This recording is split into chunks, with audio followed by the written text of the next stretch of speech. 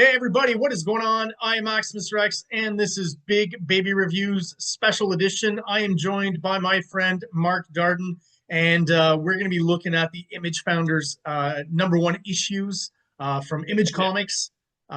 Important to specify that. And we are starting off today with Youngblood #1. We're going chronologically, so the first actual Image book to come out. I've got my copy here, Youngblood Yeah. #1. Oh, yeah. Mark's got his copy, multiple copies, I assume.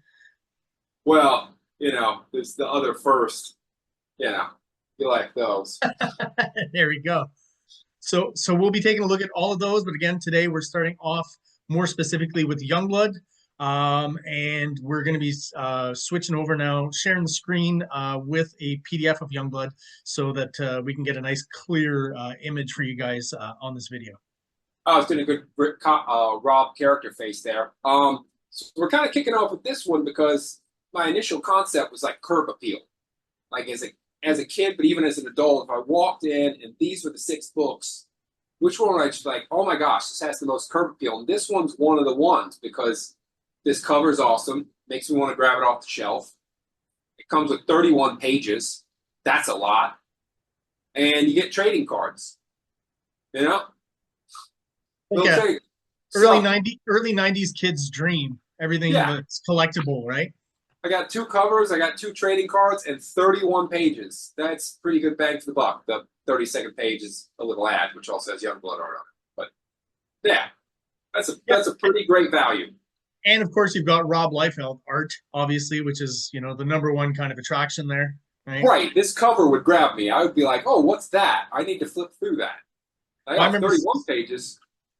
I was familiar with X-Force, right? That's kind of how I started collecting comics. Yeah. So, seeing this and seeing, recognizing the Rob Liefeld awesome artwork, but with some, brand new characters. Yeah, I was in right away. Yeah. Yeah. So yeah, we'll go through it. I wrote up a little bit about what the comic was supposed to be about, and you just read it again. And we could Yeah. see if it did what he thought he was going to do. Yeah. So that magazine was Comic Scene. Is that it that you Oh found? yeah, yeah, Yeah. yeah. In fact, I should have grabbed that. That would have made a lot of sense. But yeah, it was Comic Scene magazine. I still own it. I did get it signed by Rob, so that was fun. Nice. But yeah, I read that before the comic came out, so I had a great idea of what this comic was about, and it didn't all end up in there like that. Yes, that's a common comment that people will attach to this comic, that it wasn't exactly what was described and what people were expecting. So we'll be looking at that aspect of it, of course, through the eyes of Comic Scene. We're going to start sharing the screen here, so we get a nice, like I said, clear image of the actual Youngblood comic. And there we go. We are off to the races. Nice. So the way this PDF works, it actually starts with the away team, right? So I guess we can talk about the covers, both of them, but then move on with the away team story, I guess. Yeah, the home team cover really grabs my eye, and the away team cover, I'm like, nah, it's a little weirder with the layout, the size of characters, clearly the focus on Sentinel. It's not a lot of space for everybody else. Yeah, he's kind of up front and everyone's kind of in the background, right? Yeah, and in the home team cover is just such a strong dynamic. Big, huge guy, hulking in the background, leader in the middle, and then 2 people posed to each side. 2 of them are kind of standing up tall and proud, and the other 2 that are kind of squatted down into an action pose.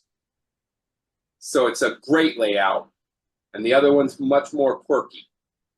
Yeah, I like, to me, both covers are still pretty cool and exciting, but definitely just for, especially for something new and for characters that we're not familiar with. It's almost like the away team cover is trying to tell you the Sentinel's more important than the other characters, or maybe, the one Rob was hoping would be most popular or something, where, there's not so much of a hierarchy on the left-hand side. Like you said, you do understand who the leader is and that, but everyone's kind of close together and everyone gets, almost equal coverage. And I mean, I'm going to talk about just Rob Liefeld's art style real quick because, we tend to like the artist most for like when we discover him. My favorite period of Rob Liefeld is like, X Force, maybe the last few issues of New Mutants, but even then, Mhm. I see a difference and an evolution between those last few issues of New Mutants and X-Force #1. I feel like he's getting more confident with the inking, and he's inking himself. That's my preferred Rob Liefeld, where he's inking Yeah. himself. So when I saw this, even though there were new characters, it was still that familiar kind of X-Force style that I was really in love with. Not, I mean, he's had some great inkers over the years, Danny Miki, Norm Ratmond, and stuff like that. But I mean, for my money, it's always Rob inking himself is the sweet spot for me. Yeah. Yeah. He definitely inks himself great. I love the crazy anatomy. I love the weird calves he does. You know, um, Yeah. the I think we talked about this prior, but the little mound at the bottom hiding everyone's feet, right? Kind of a Liefeld staple as well. Yeah. Oh yeah. In some earlier issues, he does draw a lot of feet. If you look at earlier uh, New Mutants, earlier in his run, he draws a lot of feet. But yeah, it wasn't his favorite thing to do. Listen, I can understand feet are not necessarily the most interesting things to draw when we're producing comic books, this sort. But to say that he never draws feet, I was always a bit confused by that because yeah, I can point to a lot of examples where he does, and I'm sure Yeah. even when we go through this comic, we'll see a certain amount of feet for sure. All right. All right, let's move on. Do it. Now I just got to figure out how we're gonna scroll down here. No, that's messing up my layout. Just bear with me here. Mm-hmm. That would have been something to try. So the There we plot go. of this comic works out pretty good. The initial concept was that the nuclear race, we're kind of done with that. The new superpowers race is about actual superpowers and developing the best superheroes. There was talk through the series that we'd see other countries, Israel, Russia, China, this all coming from Comic Scene, and that we'd meet their heroes, their superpowers as well. And that the away team, which is supposed to be the CIA function, where you can send in a Youngblood squad instead of a giant military, needs to go in and stop this Saddam Hussein type character who is trying to abuse genetic engineering technology and chemical advances to create the best superpowers. So this is what was described in Comic Scene, right? Mm-hmm. Yeah. So this is where, like, we talked about how you'd focus on Comic Scene, and I would read the comic, and looking at the page here, you can see the credits. We've got dialogue by Hank Canals, right, who's one of Rob Liefeld's friends. Yep. And I really focused on the writing because what you've just kind of laid out for us from Comic Scene is somewhat, like, I was surprised rereading it that it's somewhat present in the comic, but quickly goes away starting with issue 2. Like right away with issue 2, a lot of these concepts just go by the wayside.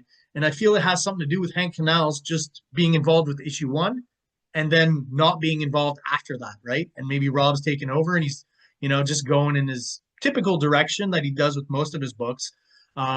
Because when you go through the dialogue on this first page here, you mentioned Israel, right? And other countries, they're mentioned here, right? And some of the stuff that you're describing is in the actual, narration that's been added to this page here. So I assume with Rob, just like when he was doing X-Force, he draws the whole thing, and then someone comes in and adds the dialogue. So I feel like maybe they were on that same page initially from the stuff in the descriptions in the Comic Scene magazine. And I feel like this story, the away team story, most fits in with that, right? Yes. We're gonna look at the home team story, which is kind of different.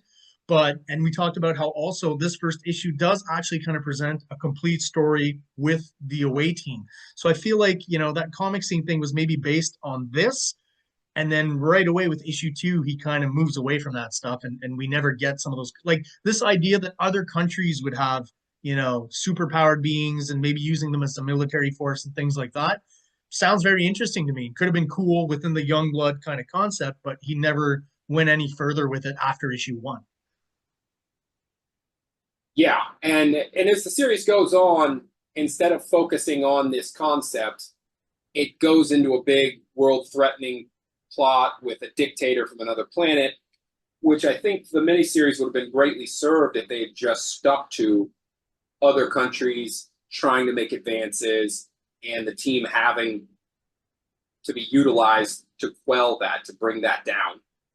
And to possibly face off against, other superpowered teams from opposing countries or something, right?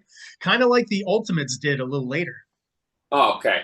And I think with the introduction of Prophet, I think it would have worked quite well if there was just a battle over that, of Prophet being this thing that was created and Youngblood needing to get him out of there and battling other countries to sneak him out. That would seem like a simple enough plot to be able to knock out in 3 issues. Yeah, almost kind of like a Winter Soldier concept where they don't want Prophet falling into the hands of another government, right? An opposing force. Yeah, very much. Well, all right. We'll proceed with the issue, huh? Yeah, all right. So we're introduced to Hassan Hussein. He's Yeah. obviously an analog for Saddam Hussein. So again, they were trying to work in, at least early on, some real world elements into the comic, right? Some politics. That's what I mean with Hank Canal still on board in this story. They do mention the CIA, right? This panel at the bottom here where they're talking to like the government guys on the podium. They're asking if they're sending in a superpowered team, and it's like no comment and stuff. So yeah, they're kind of sending in the CIA wing of Youngblood, which is the away team, right? So I do see hints of those concepts here, but unfortunately, just in the first issue, right? Mm-hmm. All right, move on to the next page. Oh, before we do, because we're going to see it on the inside cover of the home team as well, but this team shot that we got here, you sent me something interesting a couple of days ago, I think, where it clearly seems like he's riffing on the idea of that George Perez did in, I think it was a Teen Titans comic. Yeah, it was a Teen Titans comic I ran across, and knowing that Rob wanted to work on Teen Titans, but create a new book called Teen Titans, which those concepts I think got pulled into the home team. Yeah, because he already had the away team created from Megaton comics. yeah, Youngblood 87. Yeah. Yeah, because Yeah. I mean, well, that's what they refer to it now. That's what they call it. Uh-huh. Yeah, because we talked. We'll mention it in the video. Like Shaft, for example, is basically Speedy, right? Like the fact that he's got bows and arrows comes from that. Who's the other character? And Die Hard would have been made at Star Labs, where Cyborg was. It wouldn't be a surprise if Bedrock was his dad worked there. It kind of would fall into place. And that's because his father, because Badrock became Badrock because of some situation. I don't know if he drank something or was exposed to something in his father's lab, right? Something like that. Yeah. Well, we're getting off on the home team. Yeah, you're right. Let's move on with the away team, the secret CIA contingent of Youngblood. So this is a lot of setup on these pages, and boom, we're right in the thick of it with this double page splash. Absolutely. Yeah. A great way to start a story. I mean, sure, it's not fun for a kid to need to read through a bunch of news reports up front, but you do get force-fed story, and then bam, into an awesome 2-page spread. That 2-page spread that also contains a couple of panels. There's a setup panel before the 2-page spread, and then you get the small shot of the enemy on the ground who's reacting. So we do get what's going on with them as well. I'm always a fan of the awesome double page splash, but with some insert panels, right? Because I always feel like it's not gratuitous. There's still some storytelling going on, even though it's a big kind of kapow, amazing image. And I mean, this is the stuff we want to see from Rob Liefeld, obviously. And again, this look to it, the hatching on Cougar's legs, which kind of makes no sense, but just to me is really cool and really indicative of what I liked about his style during this period. Doesn't matter. It looks cool. Yeah, that's exactly it. Yeah. And there's things that, you don't really notice right away. You want to talk about what you pointed out about combat before when we were talking. Oh, yeah. I mean, combat's the one figure that just feels odd in this. If he was just flipped so that he's also going into the same battle. Because as it is, it's like, did you jump out of the helicopter backwards? what Yeah, it is, almost, because everyone else is all kind of focused on the same thing, and he's the one person looking a different direction, and it would appear he's going a different direction. it So, almost it almost feels like he jumped out like butt first. yes. That's kind of how I see it here once And I there's really pay space to attention. flip him so he could be coming down gun first. So why he was laid out that way, I don't know. Yeah, Um, you think the gun would want to be pointed in the direction of the enemy, right? yeah, not towards Cougar. Probably Yeah, don't point your weapon at your buddy. not a good idea. That's a general guns rule. You don't point weapons at people you don't intend to fire at. So the And military's big on that. here's another detail that I think I kind of subconsciously noticed but didn't really pay attention to all those years and even when I was a kid. But there's kind of a military team behind them, right? A bunch of soldiers kind of joining them. Yeah, And I feel like later on in the issue, they all but disappear or aren't involved, right? yeah. It is weird that the concept of just sending in a young blood squad, we're not going to need the bigger part of the military, but the opening shot does show a bunch of other people jumping in with them who we don't see. And They're they're drawn in and then they just disappear. There's no shot of them all getting blown out first thing and then the team going, well, I guess it's just up to us. There's a very much, why are these guys getting out of this helicopter? Because they're not needed.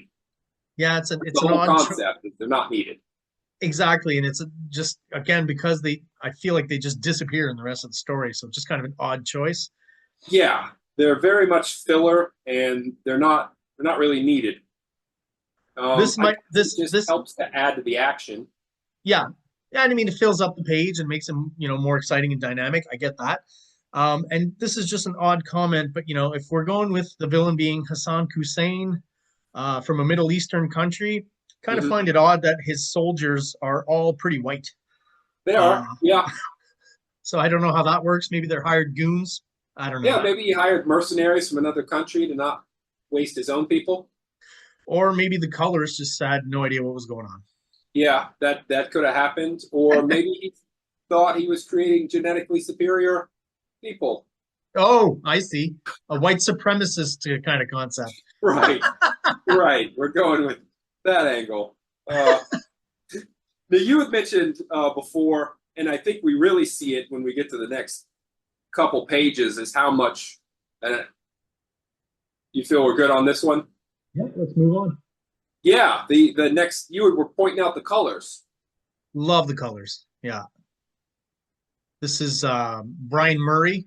And if you know a little bit of inside baseball relating to Rob Liefeld, he actually colored an issue of X Force maybe a year or so before this, which is the infamous X Force number 4, I believe, that all of us, when we got, I mean, I still thought it looked cool, Yeah, but there was something very different about that issue and the coloring. I don't even know if as a kid I really necessarily put it on the coloring at that time, but later on, having looked at it again, and obviously haven't seen the kayfabe episode where they talked about it, I had to go back and look at it. And there's some really kooky stuff, and there's a bit of a mistake, really, because from what I've heard is he'd been working at Continuity Comics, and they had a specific kind of color coding for the comics coloring, which was just a little bit different than the Marvel and the DC one. So when he colored that issue, he just assumed they were the same. And a few of his color choices ended up being just off to the right or off to the left and just a little bit kooky and weird. But I mean, there's something about that issue that I really like. It's not as obvious here because I guess he figured it out and worked within the confines of the right color code. But there's something about that issue that I liked. And there's still something that he's doing here that is similar to that I think works really well with Rob Liefeld. Later on, I think issue 4 of Youngblood, he's going to move over to Steve Oliff doing the colors, who's a great colorist and who I think did an awesome job, say, like on Spawn is probably what he's most known for at Image. Oh yeah. Works really well with the tone and the storyline of Spawn. Not so much with Youngblood. I really feel like Brian Murray was a really good match for Rob Liefeld's art color-wise. And Yeah, you I got agree a with you. sense of it here. Absolutely. As a kid, I don't think I would have I thought about it, but when you pointed it out, I really was wowed of like how I had failed to appreciate the colors and how much they make the figures pop. Even just that splash of sort of a pink in the background and then transitions to a yellow. It just has a great pop to it. They're Yeah, very it's just I find as opposed to a lot of colors, it's just very complementary to Rob's style. And I feel like those bright, bold colors work with very bold artwork from Rob Liefeld, you know? now. I did think this page is interesting. If you think about X Force, and then you come to Youngblood, there's a lot going on in this that's very much characters being placed into the same kind of action you would have seen before. You've got combat in sort of a cable shooting pose and armor. Meanwhile, Sentinel, who can shoot blast, is flying through the back of the scene to crash into a guy, much like Cannonball would have done. Yeah, that's a good observation. 100%. And then, of course, you've got Cougar, who would fit into Farrell's position of being the clawed one who's jumping around and more agile.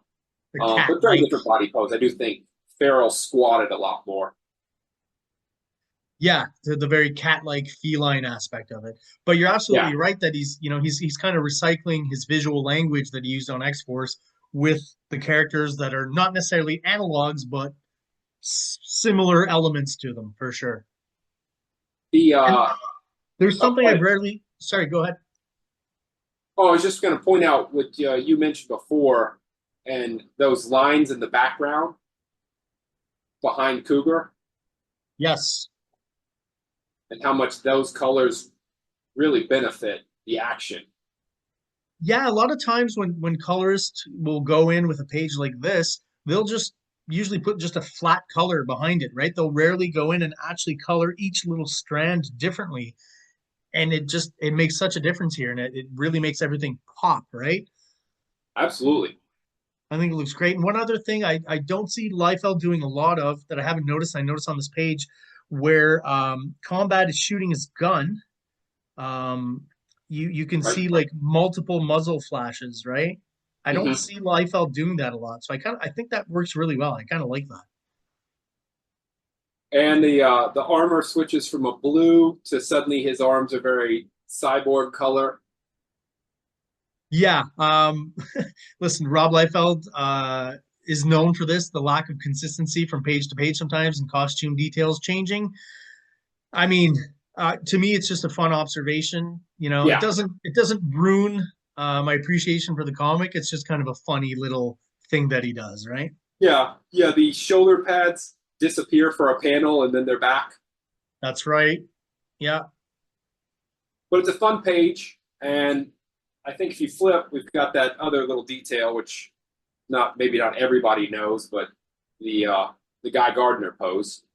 Yeah, I'm gonna pop that in. There we go. So extremely similar. I've got this comic book. I was flipping through it. Um, but yeah, the body shape is extremely similar. The hands, there's a little bit of variation in the finger placement. It's extremely But similar. it's pretty darn close. Yeah. To me, the hands is what kind of this is a pose like we've seen Jim Lee do it. Captain America, Wolverine. It's I will say it's a pretty standard pose in comic books, right? The guy Mhm. kind of lunging at you, foreshortened. But what clued me into the fact that yeah, he probably did kind of really swipe it from here is the hands Yeah. and the legs as well, right? Yeah, it's extremely similar. But we've heard the adage of, why draw it if you can Copy trace or it? Why steal trace or it if trade. you can Yeah, steal? Yeah. And this would look like he penciled the outline and then added a slew of details. Clearly, there's way more details to his figure than Guy Gardner had. A whole lot more muscle definition and facial details, oh, wilder hair. he definitely Liefeldized it for sure, Yeah. you know.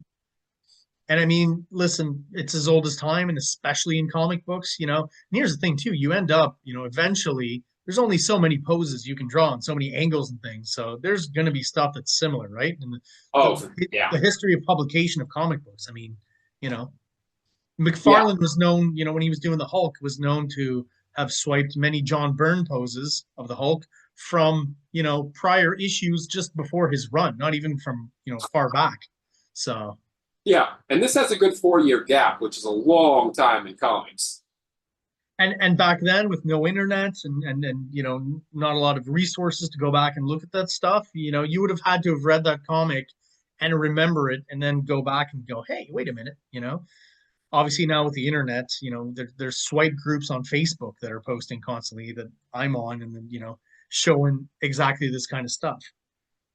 But it doesn't bother me. It used to bother me, you know, maybe in my younger days, I was like, oh, you're not supposed to do that. But then, you know, how did I start drawing? I started copying these poses from the comics, right? So you got to start somewhere, and you usually start by copying. And then the next page, we've got the Eric Larson stuff. Yeah, that's right. So I really like this early image period because you can, you know, see examples of the fact that these guys are all kind of hanging out and buddy buddy before the business gets too big and everyone starts their studios and stuff. So Mm-hmm. one of the earliest examples here of, you know, the guys helping out. You look at this page on the left, you can see some telltale signs of Eric Larson inking, right? The kind of rocky outcropping that Combat is standing on, the way the smoke behind Sentinel and him are is inked. Even Mm-hmm. some of the like I would call cybernetic highlights on Sentinel. Um, to me, Sentinel himself almost looks completely like an Eric Larson figure to me. Yeah, Although I know it's a Liefeld one, but the inking yeah, really. it's they've got cleaner, thicker lines. Eric put hatching on there to somewhat duplicate the style, but he did it much less. So we've got much cleaner figure work because when you look at the Sentinel face and you look at the face on the next page, there's just a lot less line work, which actually you get a stronger sense of the face rather than just the tons of hatching. Absolutely. Yeah, yeah, yeah. So And yeah, even in combats like that, one thigh that's kind of sticking out to me almost has it's almost like Life or Larson's doing a bit more of his anatomy and musculature than Liefeld's. But I and the mean, figures again, are real simple. I always love this kind of stuff. Like I said, in the early days of Image, you know, there's an issue of Spawn where I think it's issue 11, the Frank Miller issue, where near the end there's a double page splash of all those kind of gang members laid out on the ground, and you can go through it and look at each and every one of them, and you'll notice, oh, this one was inked by Eric Larson, this one was inked by Rob Liefeld, this one was inked by Jim Lee. I assume McFarlane did some really rough kind of figures and each of those guys kind of finished them in their own style. And that's why they look so distinct, right? But I always loved spotting stuff like that. Liefeld inked the cover to Wildcats, the last issue of the miniseries. I think it's issue 4, if I'm not mistaken. Huh. That's another example of that kind of stuff that, you know, as Image progressed, there was less and less of. And I just love that stuff. I love those Yeah, details. yeah, fun to see buddy buddy times. Absolutely. So yeah, our soldiers from that first double page splash have already disappeared, I think. Possibly on the right hand side, there might be a few of them there. They always just seem to be right behind Youngblood, right? Not the most courageous military unit. Yeah, I think those guys behind him are possibly soldiers who are running away. Oh, that could be true as well. It's kind of small on my screen here. Yeah, no, it's very small. I think that might be enemy who went, this isn't going well, and they are getting out of there. They're bailing. Yeah. But it's tough to tell whether they're coming or going because of the size. And the way Liefeld draws characters, you know, running either from the front or the back, the general structure is very similar. But with the coloring, I'm just going with what the color's indicating, which it looks like they're part of the same force. I see what you're saying. Yeah, they're colored in the same tones. That makes sense. Yeah. And again, pretty colors. It's nice fades. Very, very 90s, but very cool. And again, I just feel like those bright, bold, saturated colors just work really well here. All right, next page. Yeah. Oh, So Rob Liefeld, in typical Liefeld fashion, establishes the bunker as quickly as he can and as simply as he can, mm-hmm. which works. I mean, it's, you know, we know they're going into a building, so that's all we really need to know. And I Yeah. mean, who's really spending that much time looking at Rob Liefeld backgrounds, right? We're looking at the figure work. And we get a little bit of tech. There's some tanks getting taken out of the way, some more small soldiers. With how big this military what it's going up against, it would have been cool if there was a highly detailed, more ominous building. Yeah. It's with how big they're going against a guy who's working with genetic experiments and technological experiments, and he's chemical experiments, and he's working on all this stuff. And then it's a very plain building that it's hidden within. Looks more like a bunker than anything else, right? Yeah. Which, I mean, strategically makes some sense, but for the fun of a comic book, it's not living up to the rep. It'd be like if Doctor Doom's castle was just, White Castle. It was just like, that's it. Yeah, it's more out of convenience as this establishing shot, because like, well, I do have to let them know where this is happening, but I'll do it in the simplest way possible, because that's really not what interests him, I think, when he's drawing these books. I do like on this page too is the variation of angles that I don't get so much from Rob Liefeld in his more modern work. A lot of it seems to be a little bit more just head on. We've got Riptide in a bird's eye view. We're looking down at her riding that wave. I think that looks great. And even in that panel, it's a vertical panel, so you crop stuff out a lot, but we're getting the two tanks and a little bit of the bunker. So I think that's a pretty good, successful panel. And then right away on the right, we've got Sentinel, in the opposite direction, kind of foreshortened downwards, and the power blast and all that. I think that looks great. Yeah, I agree with everything you're saying. It's a fun, dynamic comic. It's got a lot of great action. And I love this panel. Different angles. Yeah, well, this is something that's lacking in more of his modern work. I find is just those varying angles, right? Tilting the horizon, that kind of stuff. I was just reviewing some Joe Quesada X Factor book for the regular videos for the channel, and I mean, Joe Quesada is a master of that. Of just every panel is a tilted angle, view from the top, view from the bottom. Like, he's just every page, even in pedestrian pages, he's going to do it. And it keeps your interest in those pages that might not be so interesting story-wise. I like this panel on the right where it's kind of reddish purple. This is in the story where basically Hassan Hussein's using like some sort of superpowered dampener. And it seems to affect pretty much everyone except for Sci-Fire. I love the coloring. I love the shadows.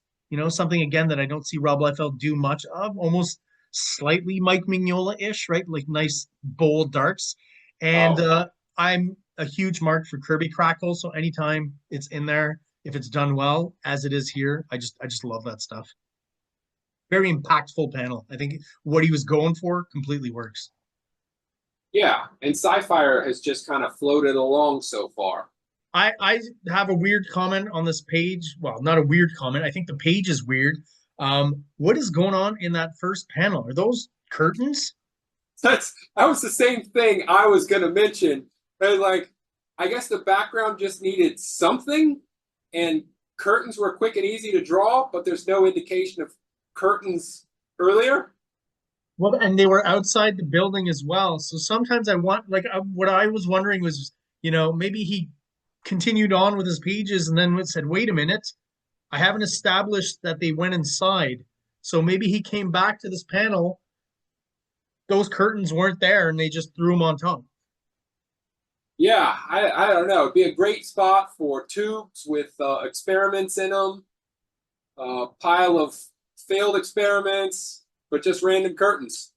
Yeah, like a Weapon X background or something. You know what I mean? Like some of the stuff he did in X-Force #1.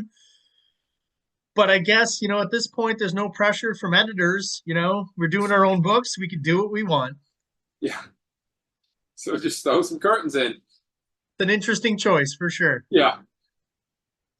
Yeah, at first I saw it and was like, did two guys with capes show up? Nope, just curtains. Yeah, what's his name? Prowler from Spider-Man. He's got the green cape, I think. Oh, or is it purple? No, his costume's green. The cape is purple. Never mind.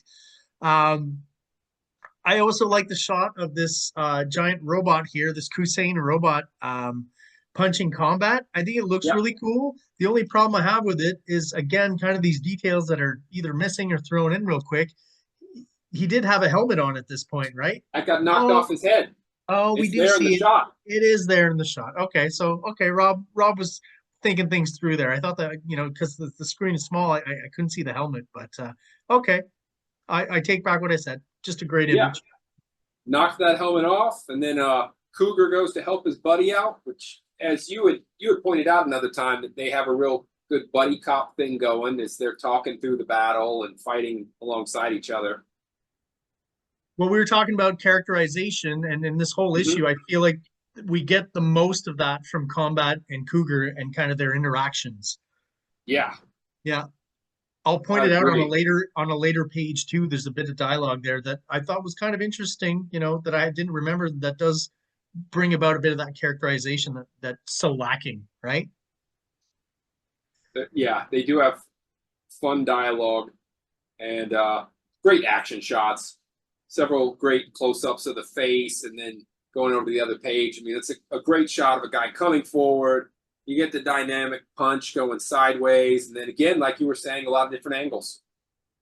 Yeah, all the combat, like the whole combat sequence there is really good. Like it moves real quick. It's dynamic. He's using the round mound a lot on this page, right? It shows up twice. Um, and I also am going to talk about the colors again because I really, really like how he's coloring Combat's cybernetic armor or arms there. There's Yeah, just something really cool that I like about it, and that really creates the right kind of volume and reflection. I think like that's some really good coloring right there. it's a lot of fun. Absolutely. All right. Yeah, so this is the bit where we're talking about characterization, and we'll talk about costume consistency as well, because I think, we talked before, all of a sudden Combat's ears are just pointy and huge. I don't know if that has something to do with because he's an alien, when he gets excited, do his ears grow? I don't know, but kind of a funny detail. But Yeah, characterization wise is, you've got, you know, uh, Combat saying, "Get up, I'm not done with you." And Cougar comes in, "Combat, he's only a grunt. He's not worth it. This isn't Catella." And then he says, "You wouldn't last a minute there. Don't be too short." I like that little interaction there because it just gives you a little bit of backstory. Not very much, mm-hmm. but it tells you that, these characters know about each other and their history and stuff, right? And they've probably been friends or buddies for a while. Yeah, that's a good point. I thought that was a nice touch. And also the 90s, Rob Liefeld, Todd McFarlane background hatching that they're doing there, the kind of checkerboard hatching. I like that stuff. They all took it from Arthur Adams, but if you're gonna take from the best. So And then we get the page of Sci-Fire starting to intimidate Kassam. I like that the colorist did different colors of energy around Sci-Fire, and I'll mention why in a little bit. But I like his pose, and then the close-ups on the faces, where it's obvious they're looking at each other in an exchange. yeah, using the good old, I call it the image panel, the long verticals, right? Todd McFarlane was maybe the first to kind of use it a lot, but then the other image guys kind of followed suit. But I think it works well here for sure. And there's a Um, slight change to the paneling outline yeah, to just these two close-ups. I don't know why. I guess maybe to highlight that, but it does just make the layout a little more interesting, a little more fun. Um, we talked about this before too, where I think that Sci-Fi is kind of Rob Liefeld throwing himself in the mix here, because I just find that, especially with the hair and the hairstyle that, and we'll see it when we get some up close shots of Sci-Fi, he's basically got the Rob Liefeld haircut. Sci-Fire could have been the one guy who does not have a heroic muscular structure. Yeah, like I don't feel like he needs it, right? Yeah, And with all the me, in Rob Liefeld terms, I do feel like his anatomy is almost the least exaggerated. You know what I mean? it's fair. Still It's a fair ripped, point. Yeah, still ripped, but he's the smallest guy on the team still, right? yeah, right. No, it's fair point. He's quite skinny compared to these other guys. For Rob Liefeld, this is skinny. Yes. Yeah, he's just not eating a lot. All Oh, right. and then great page, both of them. Yeah, the coloring again on these two pages just really works for me. He's going, pretty monochrome, at least in the first panel where it's just all kind of reds. And then the green, red and green being complementary colors just makes total sense. And it just, that first panel of Hassan Hussein not feeling so great um, works even better because it's green for me, right? Like it just is he, he's got a headache or maybe he feels like he's going to vomit. Like the green just evokes a sickly feeling, and I think that works well. Yeah, and the panel hatching is also rougher. Yeah, yeah, the broken So border. yeah, adds to the intensity. And on that next page, I mean, Hassan with the greens, but then the red setting into the face and the angle, you really do get a feeling of the terror and the excruciating pain he's suffering.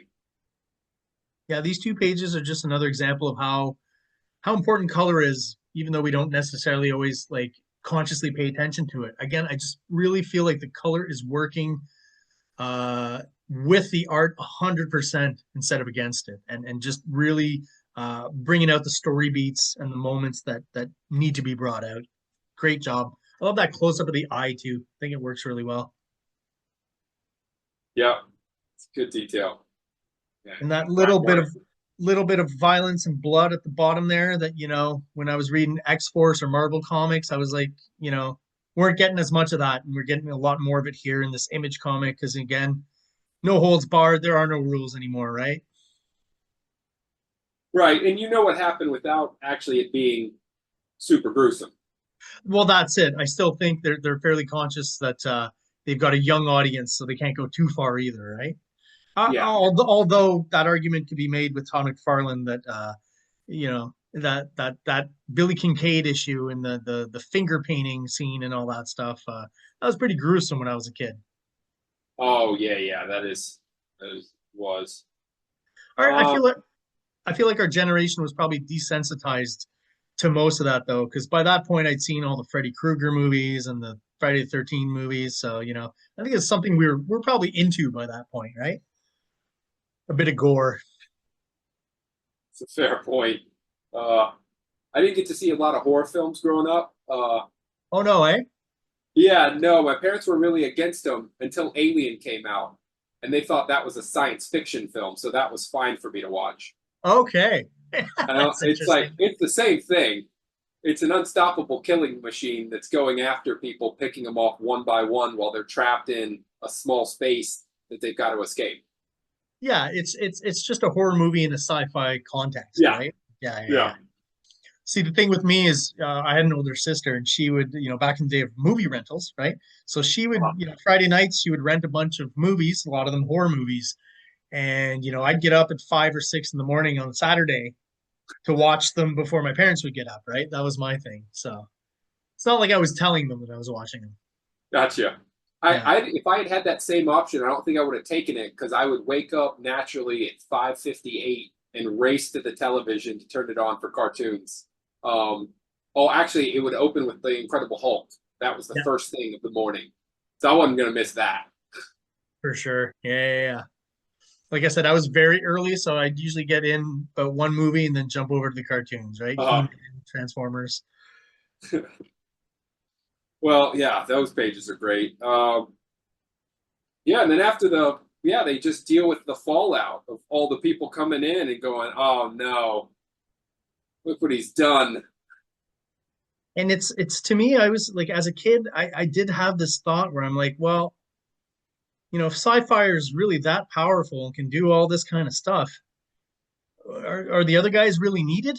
You know what I mean? That's kind of how I felt about it. Well, Sci-Fire himself said that they weren't, because he says on one of the pages, I could have taken you out from the States, but I came here because I wanted to do it Face to personally. face. Yeah, yeah, yeah. Yeah. Which is a nice, again, if we're talking about characterization, I'm gonna give that one to Hank Canals. That's a nice little touch, but Yeah. also a kind of a scary touch as well, right? Like you just remotely blow up people's heads from oceans away. Now, I do want to point out there's no letterer that's listed. But the lettering would be one of the things where it's like it could really use a touch-up. The shape of the balloons is not the best for utilizing the space. A lot of wasted white area. Sometimes it's too tight to the wording. And Yeah, usually you want a bit more negative space around the text, right? Just a little bit. Mhm. So, Yeah, and I wouldn't say it's necessarily hard to read, but it does feel a little bit amateurish, right? yeah, a little. And the balloon tails themselves are very inconsistent with pointing to pointing to the person, but generally you kind of want to go for the mouth, not aim for a shoulder. And as this page Yeah, shows, riptide at the bottom there, it's just pointing to her nipple. yeah, there's an amateurishness to the craft on this one. Can we assume that maybe that's just Rob Liefeld doing that? Yeah, I don't know because I checked the next issue and I think there was 4 people listed for lettering. Okay. Youngblood 2. So maybe it was a deadline issue. Maybe a bunch of people who Just didn't helping have a out lot of practice at it just kind of had to jump in and help out. brothers and Because cousins and stuff, maybe. Yeah. sure, yeah, hey, I just got to get this done. So yeah, it's amateurish, but yeah, small point out. Yeah, it does like it doesn't ruin my appreciation of the comic, but yeah, moving from Marvel stuff to the Image stuff, I guess, learning curves, right? They lettering was probably the last thought on Rob Liefeld's mind when it came to the book. So it was probably an Yeah, afterthought, right? And like, oh yeah, shit, I gotta get this done. right, Yeah. right. I like the bold choice of that last shot of Sentinel is just a pure monochrome red. Just, Yep. again, just Brian Murray's coloring, I think is just bang on throughout this whole issue. Yeah, it stands out really well. Um, so I'll describe the characters to you Yeah, from Comic Scene. So this is what I knew going in, and you could tell me if you got this out of it. yeah, of course. So Brahma, he was from a triplicate egg that didn't split. Okay. So He he's like has, he's yeah, a triple all in one, kind of like a if twins or three, what do you call that? A thruple, I guess. so he would have had two. He Two would other have been born siblings. simultaneously with 2 other siblings, but instead the egg didn't split. So he just came out. I didn't get that from any Youngblood comic, not just issue one. Never heard of that. Right. Never heard of that. That's interesting. And it is Um, an interesting idea. I kind of like it. yeah, it's a simple idea. So he's from a dysfunctional family. His dad blames him for his mom's death because he came out so big. Okay, I see. And while he's an amazing athlete and perfect, his brother suffers from muscular dystrophy. Okay. And he was great at sports and wanted to join the NFL, but Youngblood offered more money, and his dad was like, take the extra money. Okay. So he Yeah. doesn't want to be there. And he's just on the team because that's where his dad wanted him, and it's an issue for him. That's the most I've ever heard about Brahma. That's it's all news to me.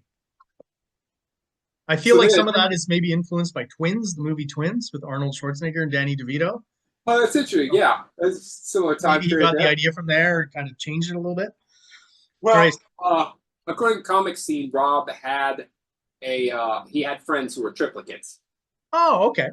So he is So taking stuff from real life a little yeah, bit so here. he was a kid who was like, well, what if the egg didn't split?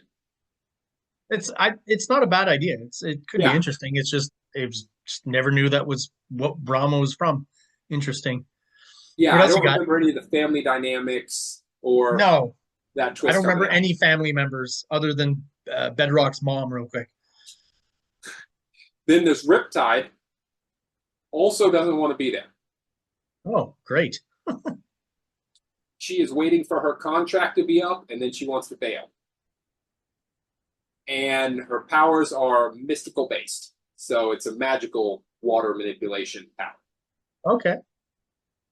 I know Now, why on the team? Don't know. later on in one of the Youngblood miniseries, I'm not sure which one, she was possibly like posing for Playboy. And eventually she get murdered? I think she gets murdered in Yes, the Alan that Moore was in series. the Alan Moore Yeah, yeah, book yeah. much later. Yeah. And that's all I know about Riptide. So then Yeah. Sci-Fire. This one's probably a little better. Uh, so he was a serial killer that the government pardoned in order to utilize his psionic abilities. And he has pyrokinesis, telekinesis, telepathy, but the government put dampeners to prevent his telepathy, which I think goes against the story because it seems like he's frying the guy's brain. Yeah, But hey, exactly. maybe that's pyrokinetics, maybe instead of telepathy. And the government is taking a big risk because they don't know just how powerful he actually is. I think that comes across. I think so. Yeah. Maybe not, this idea that he's a serial killer, but definitely that he's a psycho, right? And that lacks empathy. I did get that sense from the comic. Yeah, I think they could have gotten a little more in with just a couple of simple lines, like as they're coming out of the helicopter or whatever, or as they're running across the ground, like, hey, remember, you're on release here. Yeah. So toe the line. And maybe if there was some sort of visual aspect to his look that showed us that he had this dampener that they're Yeah, using, right? Some sort of yeah, collar on collar the or neck. something on the wrist or whatever. Yeah, that would have been a small good one. Okay, so then it gets interesting with Sentinel. He was a scientist who was creating exoskeletons for the government, but then he thought being a hero would be cooler. Rob's words. So he told the government he would keep making exoskeletons for them, but he was going to keep this one suit for himself, which I'm assuming is the best suit. Of course. Yeah. How else would you stand out? And he is supposed to be a real Mr. America guy who's fighting for the country and a symbol of liberty. So kind of a Captain America, but in an Iron Man suit. Yeah, I mean, I was going to say that's pretty much Iron Man, right? I don't get much of the America side of it, other Captain America side of it, other than, he seems to be, fairly good-natured, I guess, and not a psycho like Sci-Fi, for example. But yeah, I always kind of felt like he was basically a Tony Stark Iron Man analog, right? Yeah.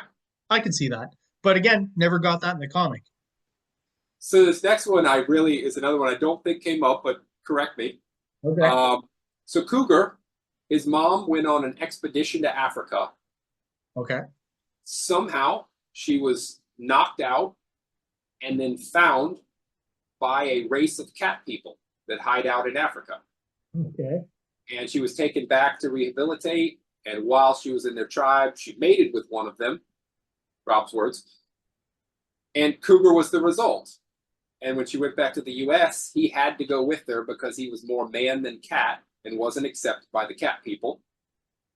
And he and his mom have to keep the secret of this cat people tribe because they wouldn't want the government to find out and then try to go exploit them. Okay, so his way of taking attention away from that is calling himself Cougar and using cat-like emblems on his costume. That'll detract everyone's attention. Is this Rob Liefeld's commentary on racism? Like, I don't know. The I fact don't that he know. wasn't accepted by the cat people, you know what I mean? Because he's half and half. Fair point. Yeah. And then the other thing he really wanted to point out is that Cougar's not another Wolverine, that he was much more regal and royal and brutal and savage. So that gives a little bit of a Black Panther vibe. Sure. And I mean, okay, he's not so much of a Wolverine, but he's very much a Sabretooth. Huh. Wolverine or Sabretooth was pretty savage too, though. That was Maybe not so much. I'm talking more about his look than look you know what wise. I mean. Yeah, because I do get a sense that he doesn't seem like a savage type character. So I would say that like that whole interaction between him and Combat, where he's kind of telling Combat like, hey, chill out, don't completely dismantle or kill this guy. So I could see that. I never got the sense that he had that Sabretooth Wolverine savage personality. Mm-hmm. Yeah.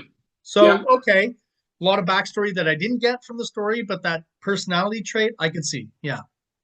And then the last one, Combat, and the two aliens are kind of described together, which makes sense. But they were on a ship that crashed. The government didn't know who was the pilot or who was the prisoner because they were warring factions. Sure. Combat told them, hey, we're both prisoners and we'll trade you the technology for asylum. Okay. And my question on that was, I guess Combat figured out English faster than Photon. Yeah, I mean those plot points. I remember I've heard like similar kind of backstory to those characters. It was probably like in Wizard magazine or something because I don't think it was from the comic. I really don't. In issue 3, we get a look at the some of the aliens. There was an appearance by the aliens, and they do talk about they're looking for somebody. I haven't read it recently, but You're right. We do see the Catellans and the yeah. yeah. So we do get a little of that in there. Well, anyway. So yeah, there was a lot of good details in comic scene, and a little more of that could have came out through a touch of dialogue, during fight scenes. Great time to have some character development. Yeah, and that's where I feel like, those elements could have been revealed later on in the series, issue 2, 3, and 4, etc. But I feel like, the dialogue by Hank Canals, he was kind of hinting at little bits of that in this first issue. And then as Rob got rid of him for issue 2, all that stuff just seemed to go by the wayside. And again, Liefeld just focusing on action, action, action, and very little characterization. All Yeah, right. yeah, that is a shame. He is gone right away. And So we're going to move on to the home team story. I'm wondering, in that comic scene article that you've got, are there any kind of descriptions of the characters on this side of the book? oh yeah, Yeah. yeah, quite a bit. So as far as the overall story, what we should have seen was a Youngblood team that is influenced by the MTV generation. Superheroes that are front and center on television, getting endorsements, everybody trying to follow them and be like them, that they would be the purveyors of fashion. People would be copying their look and wanting to be like them. They'd be idols. And they're supposed to be the FBI function that's fighting corporate superpowers in the US. Okay. While the away team takes care of the stuff outside the US. You want to go over the teammates up front? Yeah, might as well since we have most of the members here, except for the fact that Combat seems to be on the home team, at least Yeah. in the inside front cover. But as we know, I guess 2 of those characters get switched at some point. Yeah, Rob said in comic scene that they would appear on opposite teams and then flip flop. Yeah. And so that Don't was know in why, it. but... I knew that was coming. Okay. So Bedrock is a 16-year-old kid who was not doing well in life. His parents were very loving and caring to him, but he was not doing well in school and just nothing else was going right for him. His dad worked at a lab called Genetic and Technology Engineering Enterprises, or GATE for short. Of course, yeah. And he went to his dad's lab, grabbed a serum, and just drank it and hoped for the best. Very bright kid. Yeah. Hey, didn't have a lot going for him. Wasn't doing well in school. And he lucked out, turned into a Granite super agent who's getting paid big bucks to be on Youngblood. And why they would trust a 16-year-old kid to be on the team is a bit odd. But, and as far as his origin, Spider-Man, at least, Peter Parker unwittingly was bitten. He didn't seek out the spider to bite him, right? So No. this is, yeah, it's Rob clearly put a lot of thought into that one. Yeah, he didn't go into the lab and stick his hand into the spider cage and be like, these are the mutated ones? Let's see what happens. Hopefully I don't die. Yeah. So yeah, the public doesn't know he's 16. He's super powerful. Apparently he could cause a 6.5 seismic reaction if he steps too hard. Yeah, I never got that sense either. That probably got nerfed down a bit. Yeah, that makes sense though. So Chapel, dark brooding character. No superpowers. former soldier of fortune and mercenary who was pulling off assassinations for the government as well as third world dictators. Oh, excuse me, for the government against third world dictators. So taking those guys out. And Youngblood wanted him, and he said if the price is right, he's on board. Well, I would say that is pretty much in line with what I know about Chapel, not from this first issue, but from kind of the interactions he had with Al Simmons and Spawn. Mhm. And Oh, yeah. I guess he kept those ideas and made them a little more obvious in the Youngblood Strike File series that Jay Lee was Yes. drawing. So I Yep. will say, at least I guess on Chapel, that stuff did eventually kind of come out. So, and I've heard this before. I never really realized it, but he's kind of basically, a government sponsored Punisher, right? Is kind of what people have described. Instead of having the skull on his chest, he's got it on his face. But My biggest contention would be, why is he on the home team? yeah, he would be much better fit on the away team, the secret team, right? The assassination team, basically. Yeah. A team that's running around in foreign countries, and meanwhile the government has a guy who's like, just give me the money and I'll do what you need, whatever it Yeah. is you want. Yeah. That seems like a guy who's not in front of the camera and is definitely doing stuff no one needs to know about in another country. For sure. And like switch over maybe Brahma on the home team because he was an athlete and like that's he's a Yeah. more clean cut kind of character, Yep. you know what I mean? That would make more sense. But then you'd have two big guys, so that can't work. Yeah. Hey, two big guys giving each other high fives after a fight. That's fun. I mean, I'd be into it, but there's just that, every team seems to be that I've never seen a team with two big guys, or very rarely. You got to Very have, rare. the big guy, the girl, the alien, I guess. Oh, sorry, just got to pop up here. Get about it. All right. Yeah, I again, the stereotypical team has those key members. So I don't know how successful two big guys will be on a team. Maybe because that's never been done. Maybe someone should try it. Fantastic Four had the Thing and Miss Marvel, who was kind of She-Thing at the time, where they were both in rocky bodies. Oh yeah, I remember that. You're right. Yeah. That was while Mr. Fantastic and the Invisible Woman were off. Okay, so we got Vogue, a Russian agent who defected to the U.S. She's also dark and mysterious, and the Russians want her back and are putting things in motion to make that happen. Not a lot of info on her, but if you read the trading card that came in the issue, it says she uses her popularity. It basically gives those details, but that her father was assassinated, so she decided to ditch the Soviet Union because KGB assassinated her dad, came to the U.S., joined Youngblood, and used the popularity to start a cosmetics company. So the trading card gave quite a bit of info about her. Well, because as you were telling me that, I was like, I do know this, and I was trying to think of where it came from. Makes total sense that it was included on the card there. Yeah, and not on the page. Shaft. Nowhere in the comic, yeah. The comic, yeah.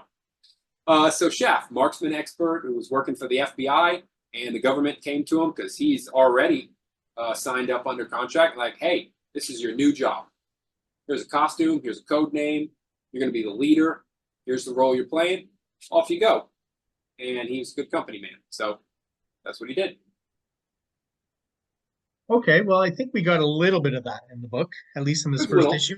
They do Yeah. refer to it a little bit in the dialogue here in these first few pages. So Yeah, he's new to the team. He's just, I think in the magazine it said he was like a week in or a couple weeks in. He had just joined the team to replace Battlestone, who was also okay, from the team. And we do get a bit of that story detail because it's on the newspaper page. okay, cool. So nice little touch there.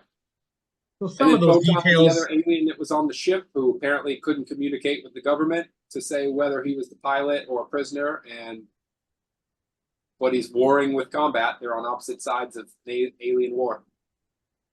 okay. But there wasn't much about him. And what do we have anything on Die Hard? Oh, Die Hard. Sorry, I did skip over, didn't I? Well, he's the last Super guy. Soldier. Yeah, government super soldier experiment, who was given a serum and drugs, two different things, as well as technology to make the ultimate soldier. Because he's And cyborg as well, right? it doesn't mention that, and well, it mentions technology. Okay. So whatever technology means, he's got increased abilities all around, and is the closest thing to Superman in the book. I never kind of would have associated Die Hard and Superman, but okay. Yeah, yeah, I wouldn't either. And it did say we'd see him take off his mask and go home. But who he is and what he is would be left to the reader's imagination. Well, I don't think I even was able to get a copy of that recent new Youngblood #1 that Rob Liefeld put out. I don't think in any of the comics that I got featuring Die Hard did we ever see his face.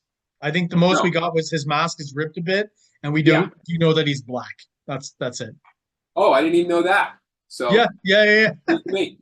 Yeah. Unless it's just a coloring mistake or he's got a really intense tan. I don't know for sure. Uh-huh. Yeah, that's Yeah. interesting. Yeah. I mean, listen, I still, however cool or not cool some of the story details are, would have been nice to get some of that in the book, in the actual book. Yeah. Because on this, again, Hank Canals, I still feel is like he's trying to work some of that stuff in here because there's a conversation here, right? Like his girlfriend, right? Those very, uh, maybe it's on the next page. I mean, there's not much going on this page, so maybe we can skip right over. This is Mhm. just introducing Shaft. I will mention, I don't think Rob Liefeld drew those buildings at the top there, probably an assistant. Oh, Yeah, well, he was known, like I found out that Marat Michaels and Dan Fraga were already doing kind of assistant jobs with Rob Liefeld when he was on X Force. If you look at some of the later issues of X Force, there are some drawings in there that are literally like once I read Brigade as a kid, I was like, wait a minute, and I'd go back. I'm like, I feel like Marat Michaels drew this shot here and this shot here.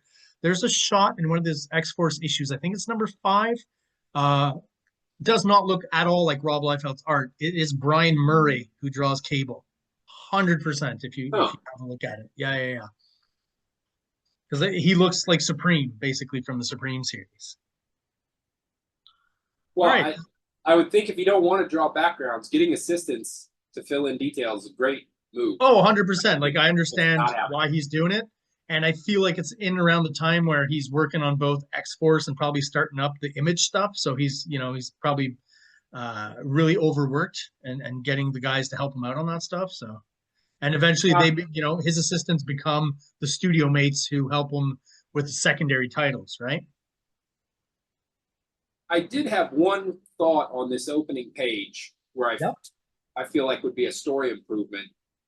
And to begin with Shaft in costume, walking through a mall as the newly appointed leader and being interviewed by a woman instead of it being his girlfriend. Yeah, actually, that would make a lot of sense. And it would also because in the dialogue they kind of say they're attracting attention, but him having his costume on would make much more sense that that's happening than just a regular kind of civilian look, right? And it would be very MTV generation to be at a mall as the new superhero and getting Yeah, interviewed. You could get a lot of story details out yeah, and also questions from people or people going, "Oh my gosh, it's Shaft. Are you're a yeah, Youngblood?" You could really get that excitement of them being celebrity superheroes out. yeah. Almost like when WCW went to Mall of America or something, right? For one of their shows there. I mean, malls are such a, I don't an 80s, 90s kind of thing, right? Like Yeah, big malls are cultural. dying today, but like back then that was like almost a cultural hub, cultural center, you know? Yeah, go and look at stuff, get a giant cookie, a slushie, go to the Yeah, arcade, go to yeah. Hot Topic or Buy some Spencer's. buy some tapes and or CDs. Yeah. Yeah, All right. It is a Liefeld book, so we get to the action really quick here. yeah. And Shaft is probably even more Liefeld looking. Yeah, I can see that too. The amount of Yeah, right to hatching some on his action. It's a much smaller scale thing. There's an assassin for some reason, yeah, which again, if he was in costume, would be a quicker connect. Would make more sense. Yeah, he's But he got. doesn't have his bow with him, so he tosses a pin. Yeah, he's almost like in a way, like kind of like Bullseye. So I guess he doesn't need his bow and arrow. He's just kind of any weapon can become a deadly weapon in his hands, right? It's kind of the Yeah, concept. yeah. The government just gave him a bow because that's cool. I see. But he's a marksman, regardless. Love the Liefeld hatching and lines in the crotch area. There's I still find myself unfortunately sometimes drawing crotch folds that way. Um, yeah, very distinctive kind of thing that only Liefeld does, I believe. Yeah, it's a funny detail. Again, those colors behind him in the pin toss Love it. Yeah. really pop. It's something you pointed out. And the colors when they come over the rail. It's something that's not at all realistic, but it's just cool looking. It helps add to the sense of motion. It just works so well with his style of art for sure. Do you Yeah, find a bit of a storytelling snafu in those last two panels though, where the character's kind of being, hit by the pen and moving to the left? sure. And then the next panel, it's kind of like whoop, the camera flips and it just seems a little odd to me. And the Yeah, fact that his feet are overlapping the panel, just an odd camera twist to me. yeah. Probably better to have a shot of him hitting the floor or just falling in space away from the rail at that point because it It's could it, be confusing. At a glance, it's almost like there's a second person falling from a different rail. that's it. And this whole page, there's a few examples. Is like there's nothing wrong with having every once in a while action go from right to left, but generally because of the reading direction, you would want it to go left to right. It doesn't ruin it so much, maybe with the shot of him throwing the pen, but on the opposite page there where he's, I guess, jumping over the railing or whatever, it's just an odd choice to have the action going right to left, maybe more in a typical manga reading Yeah. direction, where generally you want to have things almost all the time go left to right unless there's a really good specific reason for it. Don't feel like there is one here, but it's a minor gripe. It's not. There is a good story point that's written on here, and that this is a setup. There's a person who's stealing, and Shaft's concentrating on that, and that's a setup for this assassin to be able to get a shot at him without him paying attention. Oh, so this guy was just like a decoy. Yeah, very Okay. much. Now, I'm not sure if it was done on purpose or if it's a wacky accident, but the rifle that he's using very much almost looks like it is a camera, as if he would be somebody who's, a news snoop who's following around the new Youngblood guy, but instead Sure. of the Yeah, camera, it's yeah, actually a gun. If that's on purpose, it's clever. yeah. Not a very smart sniper because I mean he's pretty much in plain view. He's not crouched down. He's not hiding behind anything. He's just in plain sight there, aiming a gun at Shaft. So Which, if it's supposed to look like a camera, that would be a good ruse. that would make total sense. Yeah, maybe I don't know. Yeah, that would make a lot more sense, I think, visually that it's a camera, but then Yeah, then that would mean that Shaft is stabbing a cameraman with a pen. his No, girlfriend no just knew was pictures. an assassin. Yeah, no pictures. Yeah. All right, let's move on to next shot here. Always thought it was kind of weird. I don't know why that Shaft was wearing gloves here. Oh, Um, yeah, yeah. Sure. and I looked at the Joe Casey rewriting of it, and in that one it's colored, if I'm not mistaken, where it's just skin tone, right? So I don't know if that Uh, was a specific choice or the colorist made a mistake or what's going on there, but yeah. Right. Is there a visual detail that would cue? Well, there is a line um, where a glove ends. but So then if I'm but, looking but then at the previous page, there is a line when he's jumping where you can see where the glove ends, and then there's a touch of flesh, and then the jacket begins. okay, but I do find it's an odd detail that Shaft, while in his civilian guise, would wear gloves.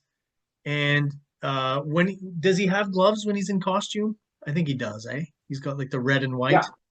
Yep. All right. Got the red gloves. Yeah. All right. Well, weird detail. I mean, I don't I always tend to not trust people who wear gloves, just, unless it's winter or something. Kind of an odd kind of choice. Like, why do you need the gloves? Yeah, are you trying to, make sure you don't leave any fingerprints or something? Like, what's going on there? Or germaphobe? Possibly, yeah, it could be that. We I do get a just, little bit of characterization with Bedrock. He's at home, he's eating, talking to his mom. oh yes, his mom, who looks exactly like Shaft's girlfriend, right? Looks about the same age as well. Yeah, very confusing when they make that switch. Uh, Same hair color as well, right? yep, same hair color. The style, when you get the fuller hair, it's a slightly different style, but it's pretty similar. So a hair color difference would have helped a lot. Just change the hair color. Even though, again, many artists can be accused of, same face syndrome, whether they're drawing guys with the same face or ladies with the same face. Especially in comic books, one of the easy ways around that is just to change the hair color. And even their hairstyles are fairly similar as well, right? So Mhm. Yeah. I like the establishing shot once again of Bedrock's, I guess, farmhouse where he lives, right at the bottom there. I feel like we're getting more information there than we're getting from the bunker in the away team story. Like we're actually Uh, getting more detail here, more information.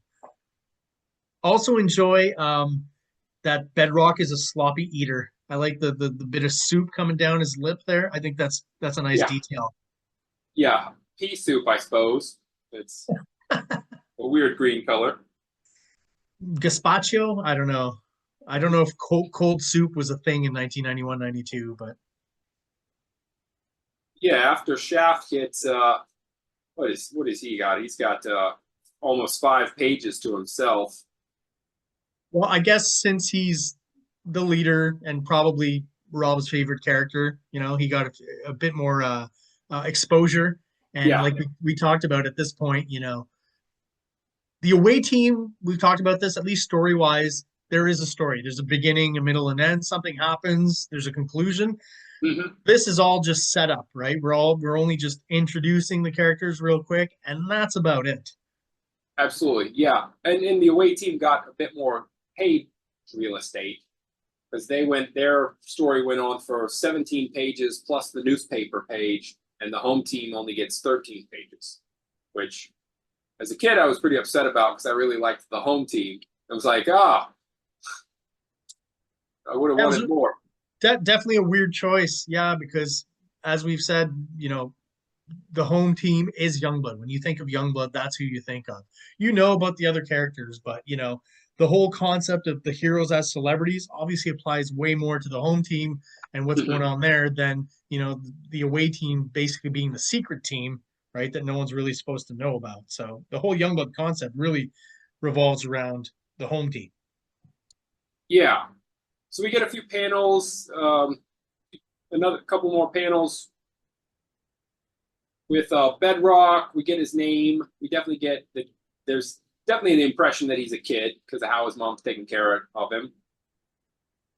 Die Hard, we don't get a lot of information about.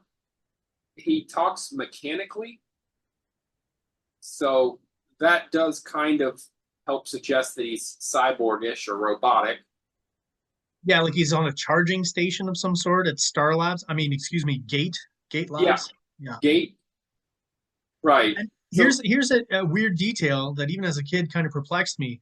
If you look at the narration when he's talking, his dialogue is in parentheses. yeah, From what I know from most comics, when I'm reading, dialogue in parentheses, that usually indicates a different language, right? it's a good point. Yeah, and But it's already in a thought box, so you don't need another indicator that this is him thinking, not speaking. so I this is the only issue where this has come up, I think, with Die Hard.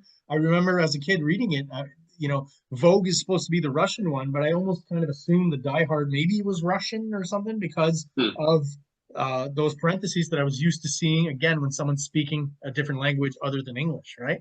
Oh yeah, and then they'd have that translated from whatever language thing. Yeah. Exactly. From Chapel's 4 panels, all we get is a little bit that he's a womanizer. Yeah. Also a quick changer. Yes. It's Yeah. it's insane. Like he's sitting on the side of the bed, and the girl barely has time to maybe turn or twist, and he's already up in costume. He's got his makeup on. Yeah. Maybe he's got some form of technology that helps him out there. I don't know, but Yeah. Yeah. In that third panel, if he already was pulling on stuff, like the pants were on and he was pulling on a boot, be a little yeah, bit better pacing. I feel like his thought balloons could have given a little more characterization of maybe a mission he was thinking about that he previously been on. I love that macho line of no promises. Yeah. Leave your number. You know the way out. Yeah. Listen, girl, I got so many. I'm such a Yeah, hot yeah, yeah. commodity. Let me add you to the list. Maybe I'll get back around to you. Um, Vogue, this is one where she only really gets 2 panels, but I feel like with the 3 panels there, if that first panel were a fashion show, like just somebody walking down a runway Yeah, with people around, and then the next panel could maybe close in on her talking to somebody and then getting the beat that she has to rush in. And the third panel could be her taking off and sort of starting to get into costume or something. So they could have gotten a little more into it rather than there's almost nothing. this tells us nothing. You Yeah. know, she's good at leaping. Like that's about all we get from this. Yeah. We learned the least about her. I mean, yeah, the pacing is just breakneck. Boom, boom, boom, boom, boom. You know, Yeah. I mean, characters are introduced in 2-3 pages here, other than Shaft, and then boom, we're back to Shaft at headquarters, right? And this is our first shot of Photon here. Yeah. So, And he's not very involved. He's there. He's just going to stay at the base. Well, then that next page, we get you mentioned it. We get a lot of different dynamics, great facial shots. yeah, different angles, even though there's no action on that page. It's not a typical Rob Liefeld sequence. And he's varying. That's what I mean about those pedestrian scenes. When you can vary the angle and the point of view, it just makes the pages more interesting. He's definitely doing that here. I also appreciate, I feel like that's him. He drew that motorcycle that Chapel is sitting on. At least the rendering and the inking leads me to believe that. So good on him, because I haven't seen Yeah. put that much effort into vehicles and things like that before. Yeah, And it's I a good just love bike. that. Sorry? Yeah, it's a good bike. I think so. And I like that, just that establishing shot of the whole team in one panel there. Everyone kind of almost walking on the horizon line at the bottom of the panel there. Very cool. And even though it's just lines and a suggestion of technology, we do get background throughout all the panels except for the one super close up where there's no space for him. Yeah. Yeah, no, he's not cheaping out on the backgrounds. You're absolutely right. And he's doing that kind of background that he was doing on X-Force that I think really works well. And that, it's mostly abstract shapes and squares and circles, but it totally works well with the characters and just the overall art style. Yeah. Yeah, I like it. And then jump to an outside shot and some villains breaking into somewhere to get some other villains out. These are the 4, right? The 4, yeah. There's got to be 4 of them. They're not fantastic. Just 4. They can't And be even the frightful 4. I think that was taken already.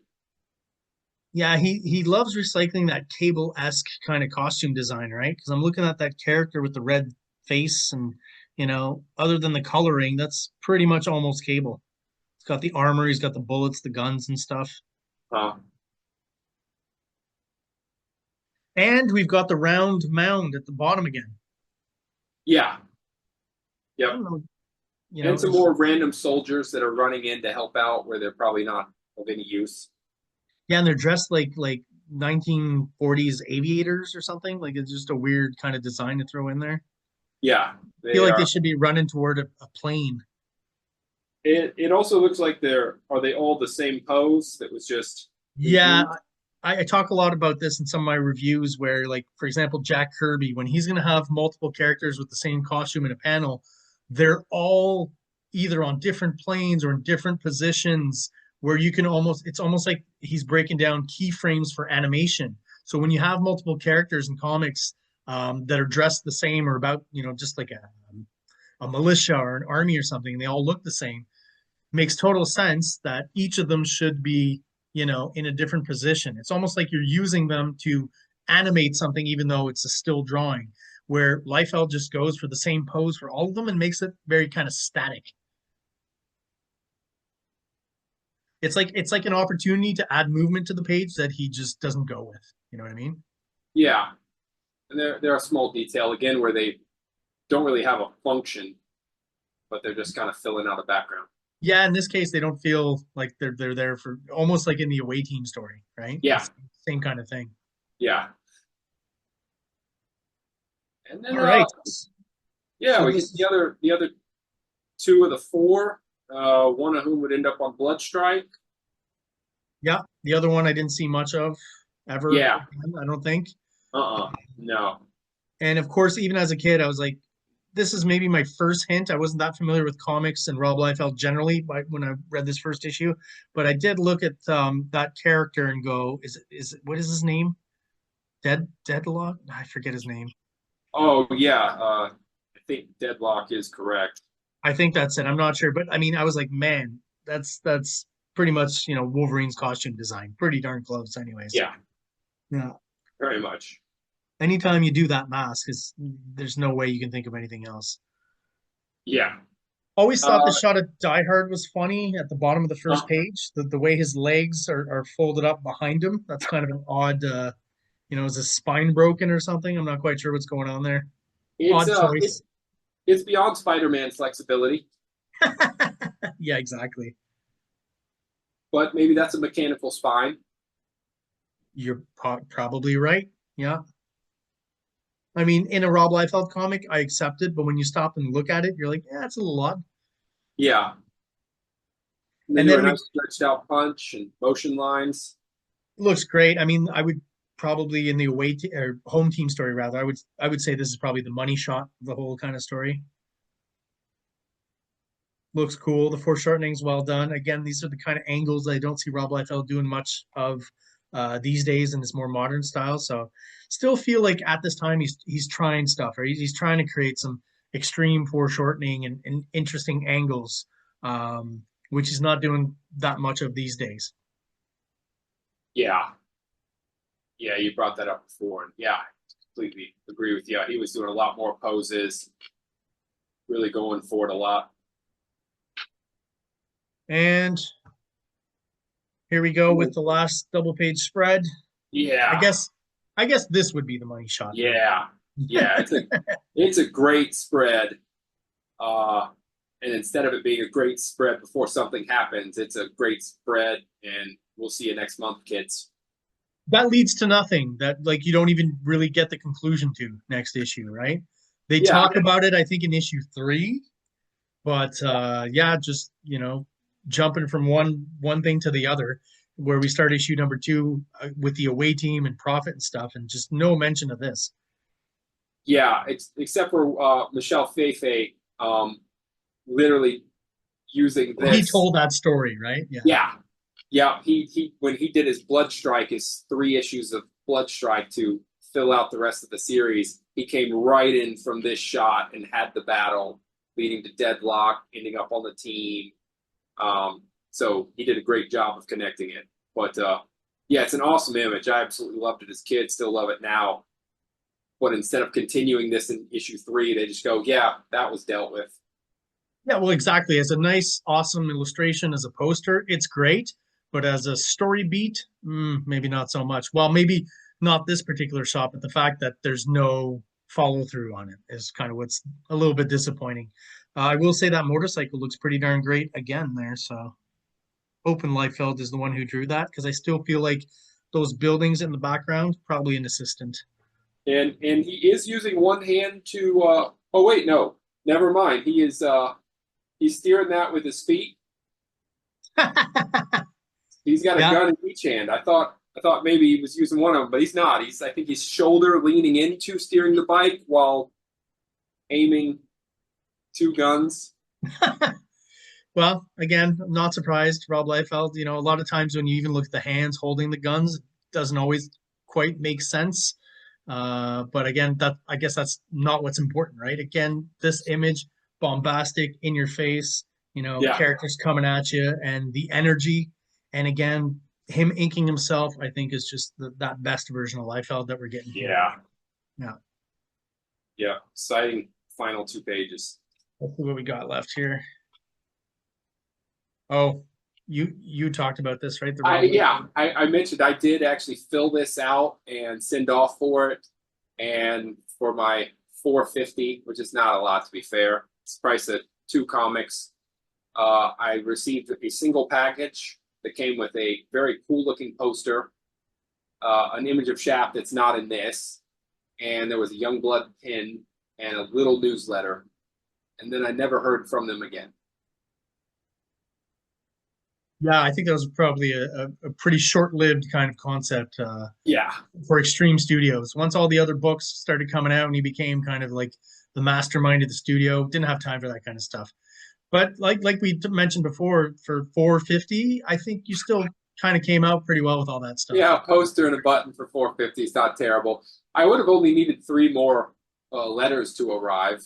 I mean, surely there was an assistant who could have photocopied a few things and printed out some pics from a convention or something and sent it off to kids. Yeah, I mean, much like the comic, I think Rob Liefeld is strong on concept, but not so much on follow through, right? As we kind of ascertained during this review. And did we have anything left? Oh, so they actually included the cards as well. So, Yeah, the trading cards. which no one ever cut out. I never cut. No, Why would you yeah, do that? Yeah. it's got the lines the way the factory machine would cut them out. But yeah, who was ever going to cut them out of the comics? And then you would also need to have an actual slicer from like the Yeah. art class or whatnot to Yeah, try and get the right scissors line. aren't going to cut it. I mean, they would literally cut it, but they wouldn't make a nice, straight, beautiful Yeah, line. it'd mess it up. There you go. All right. Well, that brings us to the end of our Youngblood #1 review. We'll be getting together soon sometime to work on the next one, which is going to be Spawn #1. So you guys stay tuned for that. It should be coming out fairly soon once me and Mark get together and get that one done. Mark, before we go, is there anything you want to plug or throw out there for our viewers? Yeah, I'm closest to finishing Infinite Echoes, the first sci-fi and fantasy magazine that I've been doing with a slew of other creators. So I'll have a story, and a bunch of other people will have a story in it. Probably come in around 80 pages, and I'm planning to have it in time for the creator convention that I've gone to the last couple of years. It happens in November, so looking forward to getting that done. Cool. And after that, I got a Batman-esque project that needs to wrap up. So a lot on the table for you. Yeah. After all that, there's a Max fan book, but that one is the most work. Oh yeah. Eh? Well, let me know if you need anything. I'm definitely willing to throw in some my little bit of artistic talent your way for that. We've done some projects before. Yeah. The one Kayfabe Death of Superman. Yeah, Do you still have some of those available if anyone's interested? Still got that's a good point. I do still have 30 copies of those that need to leave my house. Very cool. So how could someone get in contact with you for something like that? Oh, I suppose I should throw a link to bigcartel.com. I've still got copies of that, and that was a pretty awesome book. It was a good suggestion by the Kayfabe guys, and we took the Death of Superman, but just did far more bombastic art. Really took it to Superman and beat him up, much the way Simon Bisley might have done, and rewrote all the dialogue, added a lot more heartfelt moments in there. So it's a pretty impressive book at the end of the day by some fans having fun with the classic issue. Oh yeah, it was great. Each artist did one page, Mm-hmm. and I participated. I did a page, and it was super fun. Great project to be involved in. So really like that one. And also, just real quick, I'll mention that Mark is also a stand-up comedian, so you could probably check him out next time he's performing. Do you have anything lined up right now, or?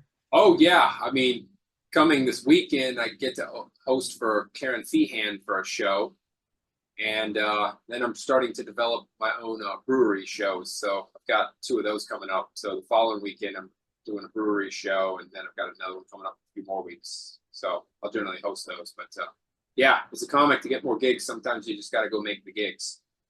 That's awesome, man. Yeah. Keep it up. I see your post seems to be going well. So I appreciate it. I'm continuing to chug along on it and make progress, get better, and get my name out a little more, a little more. just like everything in the arts, right? You gotta plug away at it. Yes. Yeah.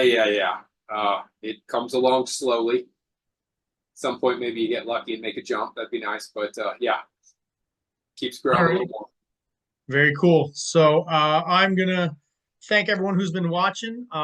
This has been another special edition with Mark Darden of Big Baby Reviews. If you guys are still watching and subscribe, thank you so much. I do appreciate it. If you're not subscribed, please like and subscribe below. It takes only a second for you. Really helps the channel out, helps us grow, helps get us out there to other people who are into comic books. So everyone out there and Mark, thank you so much and have an awesome day. King Comics presents Big Baby, Volume 1, Issues 1 to 13, 204 pages of story and art.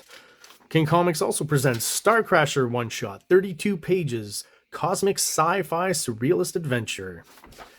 You can find these fine comics at KingComics.CA, at MaximusRex13 on Instagram, or on Facebook, MaxRex or Big Baby. Like! Subscribe!